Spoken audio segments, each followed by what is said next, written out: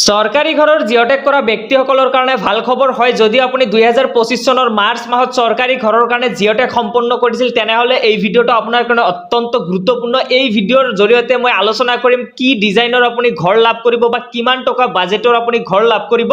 সব ভিডিঅ'টো খুবেই ইম্পৰ্টেণ্ট হ'বলৈ গৈ আছে। বহুতৰ মনতে কিন্তু প্ৰশ্ন উদয় হৈছে যে আমাৰ এইটো ডিষ্ট্ৰিক্টত কিমান টকাৰ বাজেটৰ ঘৰ দিব বা কি ডিজাইনৰ ঘৰ দিব, সেই বিষয়ে কিন্তু আজিৰ এই ভিডিঅ'টোত গোটেইখিনি আলোচনা কৰিম। সব ভিডিঅ'টো সম্পূৰ্ণ শেষলৈকে চাই থাকিব আৰু আপুনি কোনটো ডিস্ট্ৰিক্টৰ হয় আপুনি কমেন্ট বক্সত জনাব আৰু ভিডিঅ'টো সম্পূৰ্ণ শেষলৈকে চাই থাকিব। প্ৰত্যেকখন ডিস্ট্ৰিক্টৰে কিন্তু বেলেগ বেলেগ ডিজাইনৰ ঘৰ ইতিমধ্যে কিন্তু এটা লিষ্ট প্ৰকাশ কৰা হৈছে, কোনটো ডিস্ট্ৰিক্টত কেনেকুৱা ডিজাইনৰ ঘৰ দিয়া হ'ব আৰু কোনটো ডিস্ট্ৰিক্টত কিমান টকা বাজেটৰ ঘৰ দিয়া হ'ব, সেই বিষয়ে কিন্তু এই ভিডিঅ'ৰ জৰিয়তে আলোচনা কৰিম। সব ভিডিঅ'টো সম্পূৰ্ণ শেষলৈকে চাই থাকিব। তাৰ আগতে আপোনালৈ সৰু এটা ৰিকুৱেষ্ট, যদি আমাৰ ইউটিউব চেনেললৈ প্ৰথমবাৰ কাৰণে ভিজিট কৰিছে প্লিজ চেনেলটো সাবস্ক্ৰাইব কৰি বেল আইকনটো বজাই দিব আৰু ভিডিঅ'টোত এটা লাইক কৰি দিব।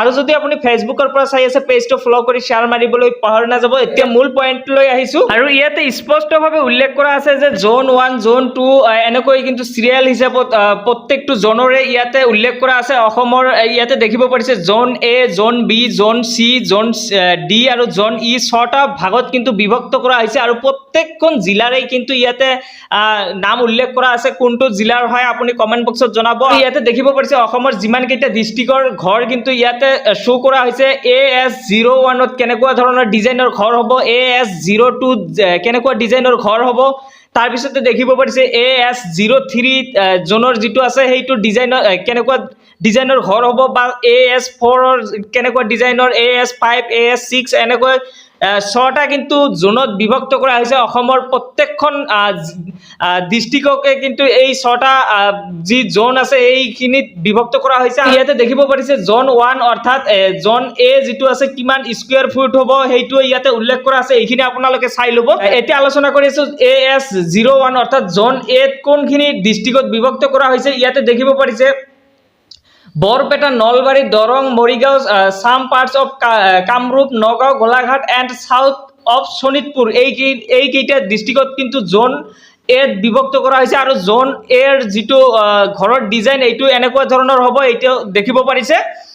তাৰপিছতে অকণমান স্ক্ৰল ডাউন কৰিলে ইয়াতে দেখিব পাৰিব জোন 2ৰ ইয়াতে উল্লেখ কৰা আছে। জোন 2ত কেনেকুৱা ডিজাইনৰ ঘৰ দিয়া হ'ব ইয়াতে দেখিব পাৰিছে। জোন 2ত কোনখিনি ডিস্ট্ৰিক্ট অন্তৰ্ভুক্ত কৰা হৈছে, 1 নম্বৰত কোৱা হৈছে ধেমাজি, লখিমপুৰ, যোৰহাট, শিৱসাগৰ যিখিনি ডিস্ট্ৰিক্টৰ মানুহ আছে তেওঁলোকে কিন্তু এনেকুৱা ডিজাইনৰ ঘৰ লাভ কৰিব আৰু ইয়াতে এইটো দেখিব পাৰিছে কিমান স্কয়াৰ ফুট হ'ব বা কিমান টকা বাজেটৰ ঘৰ হ'ব ইয়াতে উল্লেখ কৰা আছে।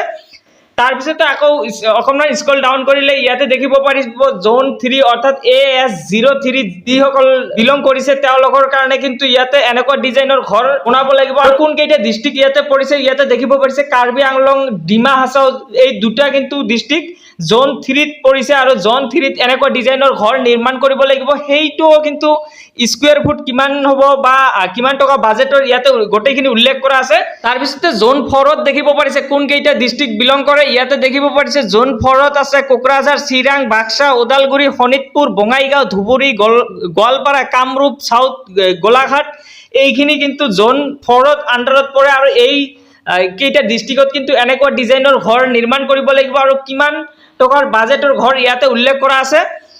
আৰু এনেকৈ কিন্তু গোটেইখিনি জোনৰে স্পষ্টভাৱে উল্লেখ কৰা আছে। জোন 5ত দেখিব পাৰিছে কাছাৰ, কৰিমগঞ্জ এণ্ড হাইলাকান্দি অৰ্থাৎ এই কেইটা ডিস্ট্ৰিক্টত কিন্তু এনেকুৱা ধৰণৰ ডিজাইনৰ ঘৰ নিৰ্মাণ কৰিব লাগিব। আৰু জোন 6ত কোন কেইটা আছে ইয়াতে দেখিব পাৰিব। এতিয়া জোন 6ত আছে কাৰ্বি আংলং আৰু ডিমা হাছাও কিন্তু জোন 6 যিটো আছে তাত কিন্তু অন্তৰ্ভুক্ত কৰা হৈছে আৰু এই কাৰ্বি আংলং আৰু ডিমা হাছাওত কিন্তু এনেকুৱা ডিজাইনৰ ঘৰ নিৰ্মাণ কৰিব লাগিব। আৰু প্ৰত্যেকটো জনৰে কিন্তু বেলেগ বেলেগৰ ডিজাইনৰ ঘৰ এইবাৰ নিৰ্মাণ কৰিব লাগিব। আপোনাৰ কোনটো ডিস্ট্ৰিক্টৰ হয় আপুনি কমেন্ট বক্সত জনাব। পৰৱৰ্তী সময়ত আপোনাৰ ডিস্ট্ৰিক্টৰ যিটো ঘৰ বা কিমান টকাৰ বাজেটৰ পৰৱৰ্তী সময়ত যাতে আপোনাক ডিটেইলছত আলোচনা কৰিব পাৰোঁ। চ' আপুনি কোনটো ডিস্ট্ৰিক্টৰ হয় আপুনি কমেন্ট বক্সত জনাব। চ' এইখিনি আছিল আজিৰ মূল বিষয়বস্তু। যদি ভিডিঅ'টো ভাল লাগিছে আপোনাৰ বন্ধুবৰ্গলৈ শ্বেয়াৰ কৰি দিব আৰু যদি চেনেললৈ নতুনবাৰ কাৰণে আহিছে চেনেলটো সাবস্ক্ৰাইব কৰি বেল আইকনটো বজাই দিব।